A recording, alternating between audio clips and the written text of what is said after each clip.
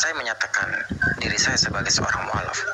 Mungkin kita ketika Abang Oki menyatakan dirinya sebagai seorang murtadin dan saya menyatakan diri saya sebagai seorang mualaf, mungkin kita bisa uji. Contoh hal kecil, kalau bicara tentang keislaman, justru saya masih belajar, gitu kan. Jadi wajar jika saya belum bisa menjawab mungkin tentang hadis atau Al-Quran yang lain sebagainya, karena hanya sepengetahuan saya. Dan itu yang diajarkan oleh Nabi saya, itu tentang kejujuran. Kalau nggak tahu bilang nggak tahu, dan tahu bilang tahu, ya kan. Yang pertama, pasti kita akan pertanyakan, kira-kira apa yang Abang ketahui tentang Islam? Mungkin saya bisa pertanyakan bagi seorang murtadin, kira-kira ada 2 jenis takbir apa yang ada dalam sholat? Yang kedua, ada jenis rukun apa saja yang berada dalam sholat? Nanti Abang juga bisa bertanya kepadaku, doa apa saja yang ketika aku laksanakan dalam Katolik, atau mungkin ini kelas saja aku. Oh ya, siap. Saya jelaskan dulu, ini closing statement. Silakan Abang gunakan semaksimal mungkin waktu. Silakan. Oke, siap. Justru itu Bang, yang saya ketahui itu yang menjadi bahan pertanyaan saya. Jikalau Abang mengaku sebagai seorang murtadin, pasti Abang tahu ada berapa jenis takbir dalam sholat dan ada berapa jenis rukun dalam sholat, ya kan? Begitu juga nanti Abang bisa bertanya kepada saya apa saja yang saya ketahui tentang kekatolikan itu sendiri, gitu. Nah, yang kedua adalah apakah Yesus Kristus membawa Trinitas? Sedangkan Yesus Kristus jelas dalam Ulangan pasal 6 ayat keempat dan dalam Markus 12 ayat 29. Hukum yang terutama, namanya hukum yang terutama berarti dia harus pertama dijalankan. Nah, ketika Abang mengatakan bahwasanya sunat itu hanya untuk kaum Bani Yahudi, sedangkan dalam Yeskiel pasal 44 ayat ke-9, Yesus Kristus mengatakan, jikalau engkau tidak disunat kulit dagingmu atau hatimu, maka tidak akan masuk ke dalam rumah kudusku. Sedangkan gereja itu adalah rumah kudus, ya kan? Yang kedua adalah bahwasanya di dalam Matius 5:30 atau 5:20 kalau nggak salah ya. Di situ dikatakan, jika hidup keagamaanmu tidak lebih benar daripada ahli Taurat, maka tidak akan satu pun masuk ke dalam kerajaan sorga. Yang ketiga adalah ketika Abang mengatakan Tuhan itu menjadi manusia, justru itu bertentangan akan perjanjian lama dalam Hosea pasal 11 ayat 9, dalam Bilangan pasal 23 ayat 19, dan yang terlihat itu tidak akan kekal, Bang. Jikalau dia bernujul dalam menjadi manusia dan dikatakan dalam Maleakhi pasal 3 ayat ke-6, Allah itu nggak akan berubah sampai kapanpun, ya kan? Kalau dia bernuzul atau berinkarnasi menjadi manusia, berarti sudah ada perubahan pada saat itu, Bang. Berarti Allah nggak komitmen dengan apa yang dibicarakan di perjanjian lama. Dan justru dengan dia bernuzul menjadi manusia, kalau kita memakai akal kita, Bang, itu akan terpantahkan sifat kasih sayangnya Tuhan. Karena apa? Lalu bagaimana dengan orang buta, Bang? Orang buta tidak bisa melihat Tuhan. Lalu bagaimana dia bisa merasakan kasih sayang Tuhan jikalau dia tidak bisa melihat Tuhan? Kira-kira seperti itu, Bang. Oke, silakan. Bang Peri, sebentar ya, kita mulai ya. Silakan diterima. Oke, Bang Peri sepertinya tidak mendengarkan kesaksian saya di awal tadi ya, tidak mendengar atau saya tidak mengaku diri saya sebagai murtadin. Boleh lihat foto yang saya kirim ke Abang. Saya menyebut diri saya lahir baru. Boleh Abang cek dulu foto yang saya kirim ke Abang. Dan saya bersaksi tadi di awal, saya tidak, tujuan saya berpindah agama bukan dari keinginan hati saya, bukan karena saya mendapat hidayah. Mungkin Abang tidak fokus mendengarkan kesaksian saya, tapi karena saya mau menikah. Tapi nggak masalah, kalau Abang mau mencobai saya memang tidak banyak mempelajari tentang Islam. Tapi setelah live ini, saya masih live, Abang silakan naik ke room saya akan bacakan ayat-ayat pendek ketika sholat. Dan sholat itu seperti apa? Itu yang pertama. Dan yang kedua, kalau Abang mau tahu kenapa saya kalau Abang tuh mau tahu apa saya benar-benar pernah pindah ke agama Islam selama kurang lebih 3 tahun, Abang cek postingan atas nama Oki Saputra di Facebook Kesaksian Kristen di tahun 2020. Silakan Abang cek sendiri. Jejak digital, rekam digital tidak akan pernah hilang. Silakan Abang cek sekali, atau waktu saya nipuin orang, silakan Bang, atas nama Oki Saputra. Silakan Abang cek di tahun 2020. Jejak digital itu tidak akan hilang. Bahkan ketika saya bersyahadat ada di sana, silakan dicek Bang ya. Itu. Jadi Abang itu keluar dari konteks gitu. Sebenarnya closing statement, yuk kita closing statement aja. Tapi nggak apa-apa, biar saya closing statement ya kan. Oke teman-teman, semakin jelas sekali dan semakin kita percaya kalau Tuhan Yesus adalah Tuhan dan Juru Selamat. Di luar Tuhan Yesus tidak ada keselamatan. Karena apa yang tertulis di dalam Filipi yang kedua, ayat yang ke-10 sampai ke-11. Segala yang ada di langit, segala yang ada di atas bumi, segala yang ada di bawah bumi, bertekuk lutut menyembah. Dan segala lidah mengaku, Yesus Kristus adalah Tuhan bagi kemuliaan Allah Bapa. Terbukti detik ini, terbukti saat ini, bukan cuma orang Kristen yang bahas Alkitab, bahkan iman-iman lain yang notabene yang sudah keluar dari agama Kristen yang dibahas Alkitab, bahkan podcast-podcast di luar kekristenan yang dibahas tiap hari Alkitab. Makanya kita semakin yakin dan kita semakin percaya apa yang tertulis di dalam Filipi 2 ayat yang ke-10 sampai ke-11. Segala yang ada di langit, segala yang ada di atas bumi, segala yang ada di bawah bumi, bertekuk lutut menyembah. Dan segala lidah mengaku, Yesus Kristus adalah Tuhan bagi kemuliaan Allah Bapa. Itu yang pertama, closing statement saya. Dan yang kedua, demikianlah ada tertulis bahwa Mesias harus menderita pada hari yang ketiga, bangkit dari antara orang mati. Tuhan Yesus mati di kayu salib. Untuk apa? Untuk menebus dosa kita sebagai manusia berdosa.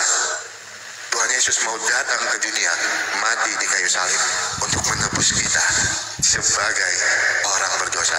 Yuk teman-teman Kristen semua, jangan pernah salibkan Tuhan Yesus untuk yang kedua kalinya. Itu. Dan yang ketiga yang saya mau sampaikan, Markus 13 ayat yang ke-13.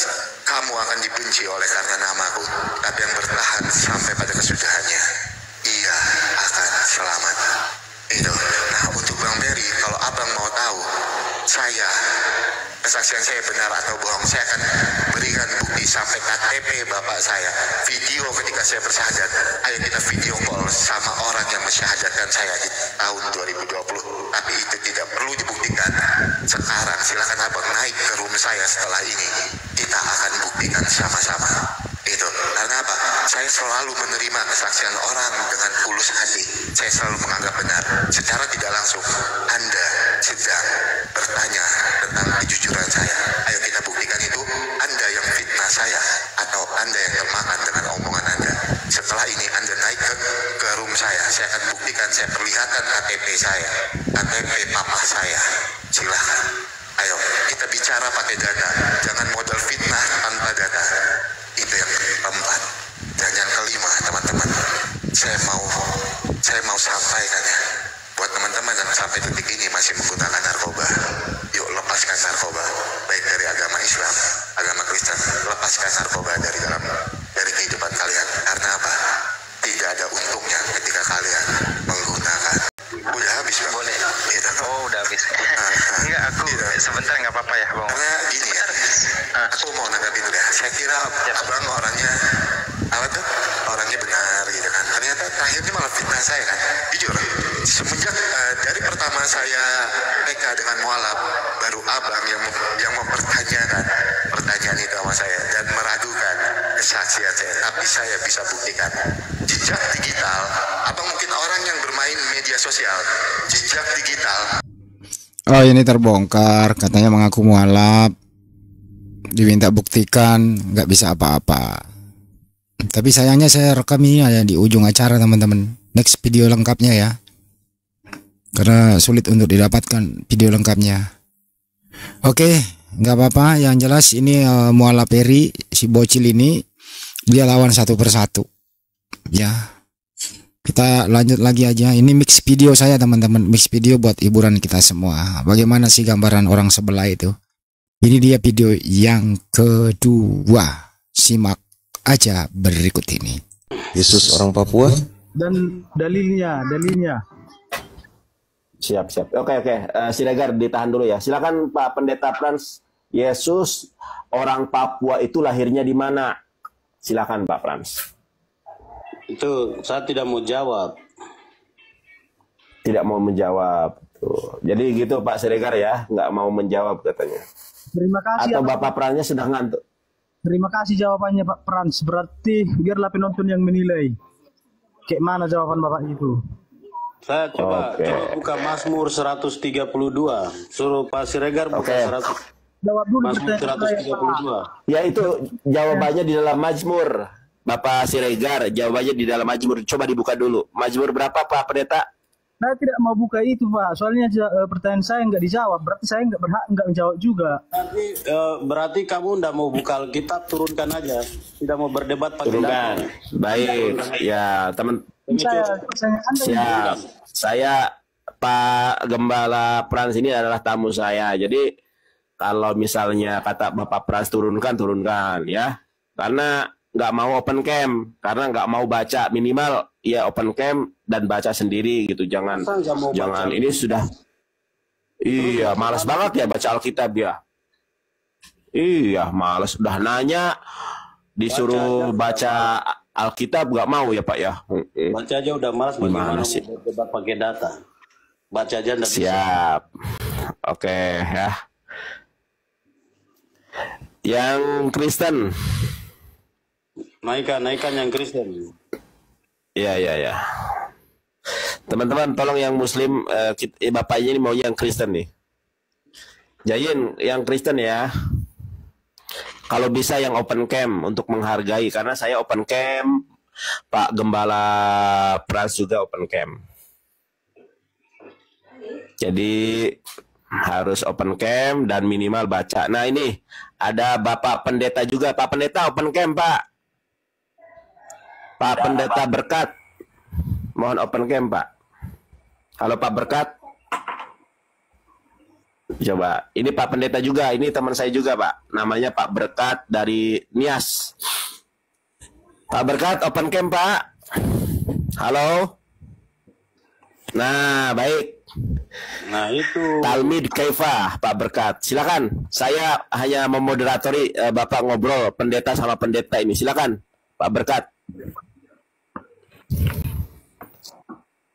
Oh ya, sebenarnya pertanyaan saya juga sama sih Pak.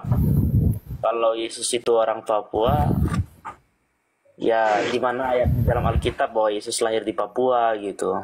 Itu aja sih. Cuma saya sih sebenarnya sih mendukung ya semua pernyataan Bapak itu ya, namanya kita manusia maklumlah menganalisa dan juga memahami gitu. Tapi kalau masalah Yesus berkulit hitam, berambut keriting itu sesuatu bukan hal yang baru sih bagi saya. Karena memang saya tahu bahwa sebenarnya gambar Tuhan Yesus itu nggak seperti yang difoto.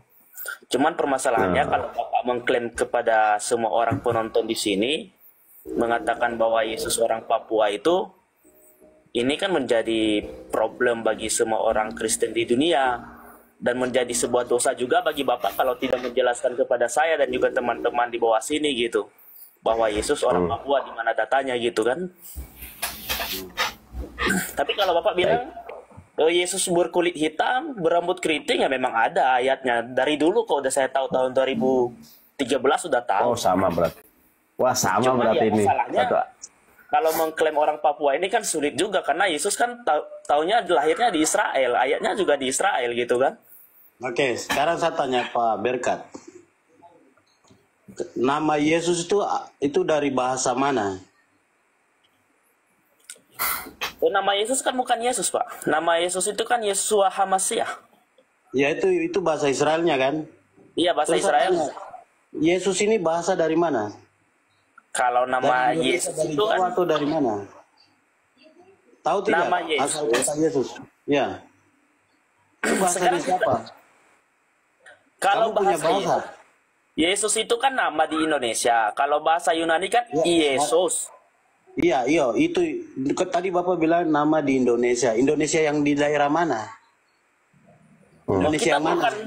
bukan bukti terjemahan perkataan, Pak. Kita bukti ayat Alkitab, bukan kalau Enggak. perkataan kayak gitu kan. Gini loh. Namanya nama itu tidak sembarang nama loh.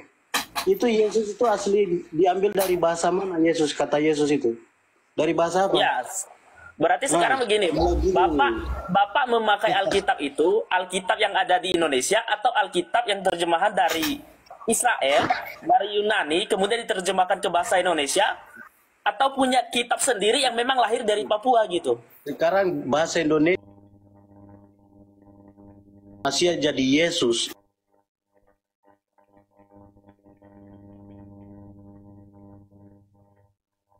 Itu dasarnya dari mana? Oh, saya nggak tahu dasarnya, makanya kalau Bapak ini jelaskan sama saya. Artinya kita Siap, sama baik. Ini Teman-teman ini parah ini. Ada Yesus dari Papua. Oten-oten sebagian ini aduh kacau balau ini. Ini adalah video-video aneh yang saya maksud teman-teman ya. Ya nggak apa-apa lah dibuang sayang, mending diupload aja buat edukasi. Buat supaya kita tahu seperti inilah mereka. Kita lanjut videonya. namanya saya nanya sama Bapak supaya orang Ya, baik, baik. juga tahu kan, Baik. gitu kan. Pak Pendeta Berkat, saya menengahi. Baik, silakan Pak Pendeta Frans untuk menjelaskan apa yang ditanyakan oleh Bapak Pendeta Berkat. Ini sama-sama gembala soalnya. Silakan Pak Gembala Frans. ya, nama Yesus itu diambil dari bahasa kami, dimasukkan ke Alkitab. Coba cari bahasa Jawa ada Yesus, bahasa Kalimantan ada Yesus, bahasa Batak Nggak ada. ada Yesus. Nggak ada. Nggak ada. Cari seluruh dunia. Bahasa mana itu? Itu dari bahasa kami. Kalau memang kamu menolak itu, kamu ganti nama Yesus di Alkitab. Nggak usah pakai nama Yesus. Bahasa dia Yesus juga itu, Pak. Aduh, Bapak ini jangan lucu. Jangan lucu lah, Pak. Bapak ini lucu. Nias itu, Pak. Bapak ada orang Nisna situ, Pak. Ada orang Nisna situ. Ada orang Nisna situ. Nggak ada. Kalau nggak ada, itu Yesus itu dalam bahasa Nias pun Yesus, Pak.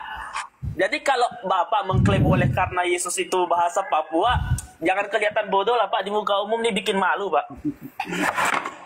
Oke, kalau begitu ganti aja kata Yesus itu ganti dengan bahasa Indonesia yang baik dan benar itu apa? saya kira Bapak tadi punya ayat di Alkitab. Saya ini betul-betul nanya, Pak, secara Alkitab. Saya bukan nanya masalah bahasa Indonesia, ya. Kenapa bisa menerjemahkan Yesus itu jadi pakai Yesus? Kenapa nggak pakai Gusti Yesus atau pakai bahasa lain? Kenapa pakai Yesus? Loh, bahasanya juga Yesus, Pak. Iya, harusnya ya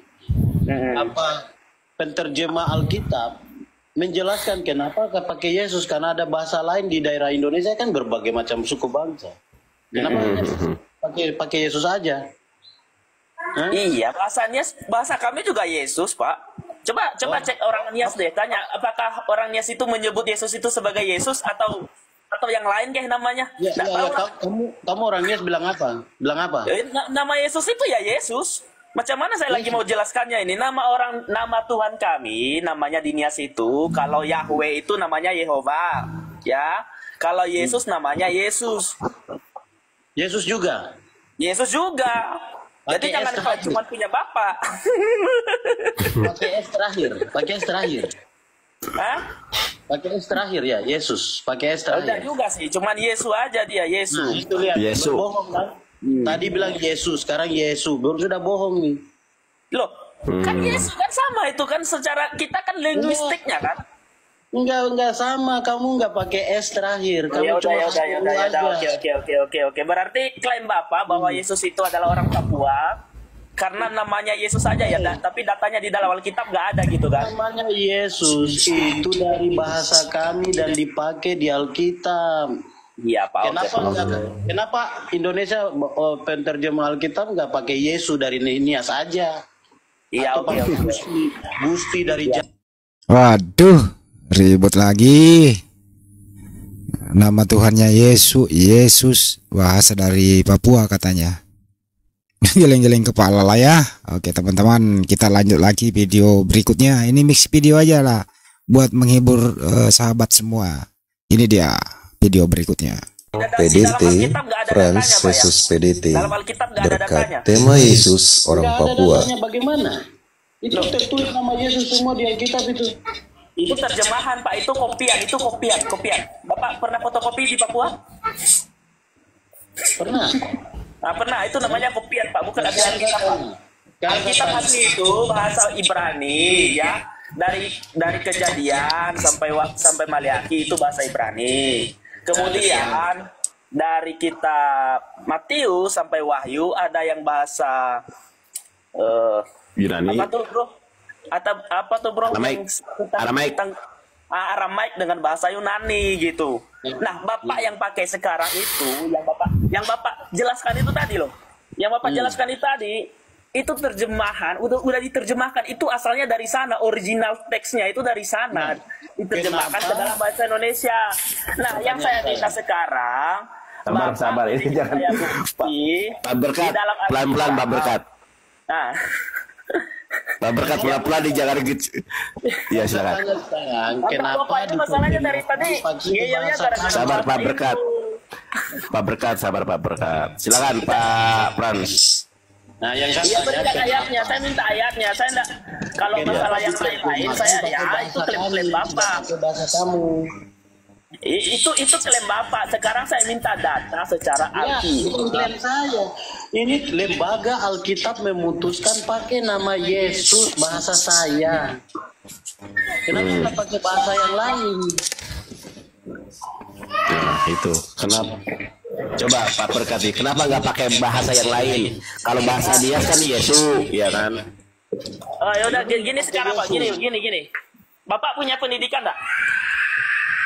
Saya buka laptop dulu lah. Gembala beliau. Udah nih kayak gini nih. Bapak bisa buka laptop atau gimana? Sekarang tolong Bapak buka di dalam kamus bahasa Indonesia. Arti Yesus itu apa? Apakah diambil dari bahasa Papua atau itu bahasa Indonesia atau gimana? Saya nggak ngerti nih. Tolong ajarkan saya dulu, Pak. Iya, coba. Tolong ajarkan Pak Gembala. Buka di kamus bahasa Indonesia ada tidak?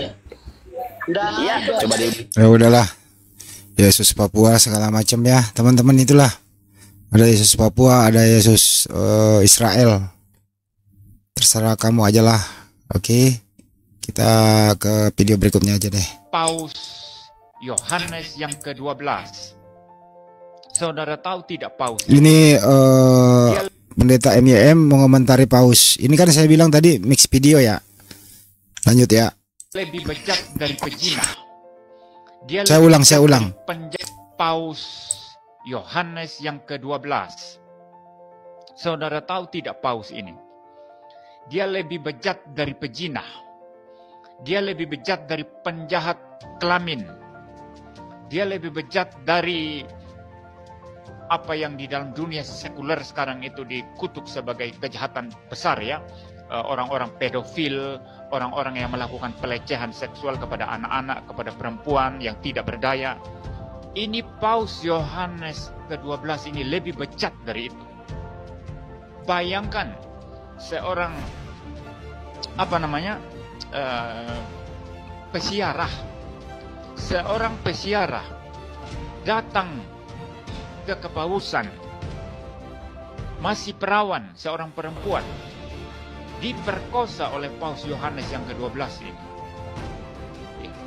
Dan Paus Yohanes yang ke-12 ini seumur hidupnya itu hanya berzina saja. Pokoknya kerjaannya berzina. Oke, kerjaannya begitulah, kerjaannya begitu. Ini yang mengomentari Paus Pendeta Muriwali, atau biasa disebut MYM, teman-teman. Waduh, statementnya sangat spektakuler, teman-teman. Bahwa Paus itu begitu, Paus itu memperkaos. Wow, keren. Ya, teman-teman, dibuang sayang. Makanya saya kumpulkan video-videonya untuk Anda semua. Kita simak video berikut. Kenapa? Itu bukan orang pribadi. Itu karena dosamu. Itu karena dosamu, kau tobat.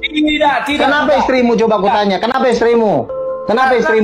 Sebentar Luga, ku jelaskan sama kandung telurnya nggak ada. Telur itu melambangkan buah. Tidak berisi juga. Jangan kau menyerang pribadi. Ini zaman dulu si Luga ribut sama Wak Labu nih. Ini zaman dulu sih sebenarnya, teman-teman. Tapi kebetulan dapat videonya, saya satuin aja ya. Saya mundurin dikit. Oke, kita lanjut lagi. Tanya, kenapa istrimu? Sebentar Luga, ku jelaskan sama kandung telurnya nggak ada. Telur itu melambangkan buah. Tidak berisi juga. Jangan kau menyerang pribadi. Kau tolol. Muka kau. Kenapa istrimu kandung telurnya nggak ada? Bukan orang pribadi. Kenapa? Loh. Sebentar, tidak Luga, tidak bisa. Apa? Jadi kau bilang dikiret. Kau dikiret. Apanya yang dikiret? Dikiret bukan karena dia misalnya sudah menjadi bayi terus mati bayinya. Bukan karena itu. Kau belum kawin, kau nggak tahu, kau belum kawin. Iya, kenapa dikiret? Karena kau nggak laku. Kenapa dikiret? Siapa bilang cewek gue banyak ngaco lo? Siapa? Istri kau siapa? Yang naksir sama gue tuh banyak. Tuhan bilang gue udah disiapkan jodoh. Sebentar. Sekarang gue tanya, kenapa istrimu dikiret? Mau kau doakan? Bukan masalah ranah. Kau harus bertanggungjawabkan omongan kau. Katanya kau hamba Tuhan. Siapa? Menurut kau siapa yang melakukan itu? Entah lu kau siapa yang melakukan itu? Sekarang gue tanya, kenapa istrimu aja? Siapa yang apanya? Siapa yang melakukan itu kalau kau tahu? Yang pasti bukan Tuhan lah. Ya udah pandai kau. Nah, makanya berarti kamu masih bisa disentuh oleh iblis. Iblis mana? Sebentar dulu kau bilang Luga. Sekarang ku tanya, kenapa istrimu? Coba ku tanya. Kamu buka kisah Ayub. Yang menjalin manusia di dalam rahim bukan iblis. Ingat Luga. Istriku tidak ada di situ, janinnya itu tidak dibuahi. Jadi itu kosong. Ya kenapa? Ingat Luga, itu kosong. Kenapa kosong? Tandanya kau nggak punya buah. Saya nggak tahu. Si Luga ngakak nih. Hantam siwak labu ini. Inilah teman-teman, mereka tuh ribut sesama mereka. Lu pikir mereka damai-damai saja? Antar pendeta, antar debater, antar apologet, ribut sesama mereka. Mulai dari yang junior sampai yang senior. Ya, kita simak lagi coba ini ya berikutnya ya seperti apa nih, oke? Hei, pendeta-pendeta, di seluruh Indonesia dengar kalimat pendeta Stephen Tong ini. Hai kamu angkatan yang tidak percaya dan yang sesat. Engkau sudah omong kosong berpuluh-puluh tahun. Karena engkau mengetahui yang sakit akibatnya cuma dua. Sembuh atau mati. Kalau ada orang sembuh, bukan karena engkau sembuhkan. Karena memang penyakitnya bisa sembuh, maka engkau langsung. Ini pendeta Stephen Tong mengomentari mengenai pengobatan-pengobatan yang menjual nama Yesus, gitu ya. Jadi tidak ada katanya hal demikian. Ini hanya manipulasi, tipu-tipuan belaka. Oke teman-teman, kita teruskan. Itu mendapat anggota yang banyak. Bikin kebaktian kesembuhan secara besar. Pakai Istora atau pakai Gelora Bung Karno. Bilang semua yang sakit virus Corona datang sini. Saya dalam nama Yesus menyembuhkan engkau. Kenapa engkau tak berani kerjakan itu? Hei, pendeta-pendeta, di seluruh Indonesia dengar kalimat pendeta Stephen Tong ini. Kalau engkau mempunyai kuasa Tuhan, kerjakan itu. Tetapi kata Yesus bilang ini, jangan kamu cegah dia, sebab tidak seorang pun yang telah mengadakan mujizat demi namaku dapat seketika itu juga. Yang berani seperti ini, apakah mereka mau ganti Yesus? Yesus adalah satu-satunya orang yang disebut anak Allah yang tunggal. Yesus. Jadi ini teman-teman ya, ini cuplikan aja. Jadi pendeta ini mengomentari pendeta lain yang sering KKR, ngumpulin orang, disembuhin. Ternyata hanya tepu-tepu belaka. Terbongkarkan satu persatu, sesama mereka membongkar aib satu persatu. Mau yang senior, mau yang jemaat biasa, mereka saling sangga menyangga. Karena apa? Ya karena itu tadi, tidak ada yang bisa dipegang kata-katanya. Kita sambut lagi video berikut. Saya mengatakan 90% deh ya. Ya, pendeta-pendeta di gereja Nasrani itu selingkuh semua. Ya. 90%. Ya, selingkuh semua dengan berbagai kategori. Anda yang hari ini mungkin nggak nyangka kalau saya bongkar ya. Kalau saya bongkar, saya juga ada tuh. Pendeta menurut kategori Anda ini pasti ini pendeta besar ini. Ya nggak jauh-jauh dari dari Saifuddin Ibrahim, nggak jauh-jauh. Itu juga pernah mau dilaporkan polisi gara-gara apa? Selingkuhnya sama siapa? Nggak jauh-jauh, sama adik ipar. Ayo, adik iparnya janda. Kenapa kakak iparnya pendeta kok adik iparnya bisa janda? Ya karena diberkati dalam nama Bapa dan Anak dan Roh Kudus. Sehingga Matius 19 ayat 6, apa yang dipersatukan Allah tidak boleh diceraikan manusia, kagak berlaku itu.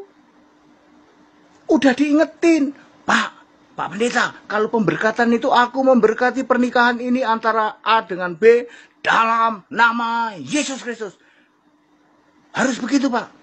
Ya, itu baru dipersatukan Allah, sebab Allahnya orang Kristen itu Yesus Kristus. Lah kalau Bapa Anak Roh Kudus kan bukan Allah. Mereka tetap ngotot memberkati pernikahan dalam nama Bapa Anak Roh Kudus. Giliran ada sedikit sedikit pertentangan dalam rumah tangga, cerai. Akhirnya apa? Waduh, parah ini Pak Henry tanah membongkar bangkir semua si Udin ini. Waduh, ada ipar lagi segala macam. Si kaca dibawa-bawa. Waduh, mereka ini kenapa ya mereka ini saling membongkar aib kayak begini-beginian ya. Inilah teman-teman tampilan mereka saling bongkar bangkir aib mereka. Kita simak lagi teman-teman. Banyak janda di gereja Nasrani, tak kasih tahu ya. 90% pendeta-pendeta di Nasrani itu selingkuh semua dengan berbagai tingkat selingkuhannya ya. Ada yang wah sudahlah. Ya, Anda tahu semua toh, ya. Dan caranya halus lagi. Yang janda itu disuruh jadi worship, suruh jadi singer aja di belakang, worship leader, suruh mimpin lagu pujian di belakang gitu. Ya, sehingga selingkuhnya selingkuh kayak rohani banget gitu. Ya, kalau saya mau buka, saudara, ada pendeta besar yang hampir dilaporkan polisi gara-gara selingkuh sama adik ipar loh. Ya, tak kasih tahu ya. Pendeta sinodenya Syaifuddin Ibrahim itu yang kayak gitu ya. Makanya dia dulu suka apa? Melakukan bahasa roh. Tahu nggak bahasa roh itu? Ngegeledak. Wah, itu kesempatannya pendeta itu. Kalau ngegeledak itu di Pak, yang nanti kalau ngegeledak kan yang kalau dia mau jatuh yang itu kan pendeta apa orang-orang perempuan. Ya, begitu. Itu kalau itu ya, tapi ya banyak juga yang laki-laki yang seperti itu ya. Ya, dulu sarananya salah satunya bahasa roh. Bahasa roh itu terus dijamah terima ya makanya saya kan pernah membuat tayangan raba-raba ya. Sekarang lama raba. Makin diraba makin terasa gitu kan ya. Ya lama-lama makin terasa gitu kan ya. Ya memang begitu raba-raba kayak begitu ya. 90% selingkuh ya, betul. Oke. Itu teman-teman ya. Waduh, parah ini. Parah. Kita ke video berikutnya dah. Oke. Hei, pendeta-pendeta di seluruh Indonesia dengar kalimat udah tadi ini ya. Sorry. Ini.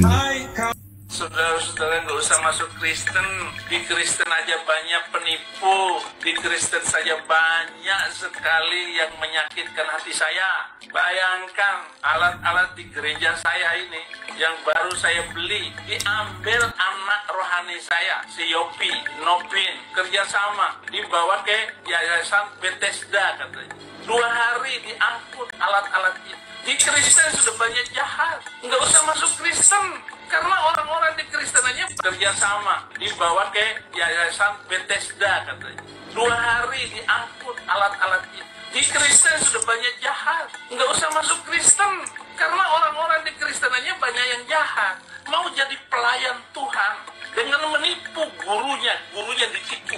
Itu di Kristen. Coba diperbaiki di Yayasan Bethesda itu. Bu Desra, kamu sebagai ketua umumnya yayasan itu. Kalau nggak bisa perbaiki, nggak usah melayani, nggak usah sombong, nggak usah bawa-bawa nama Syaifuddin Ibrahim.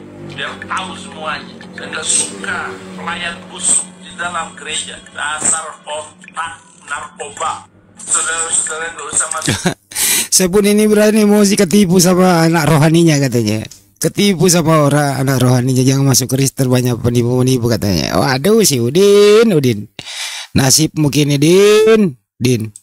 Yesus 100% makan babi.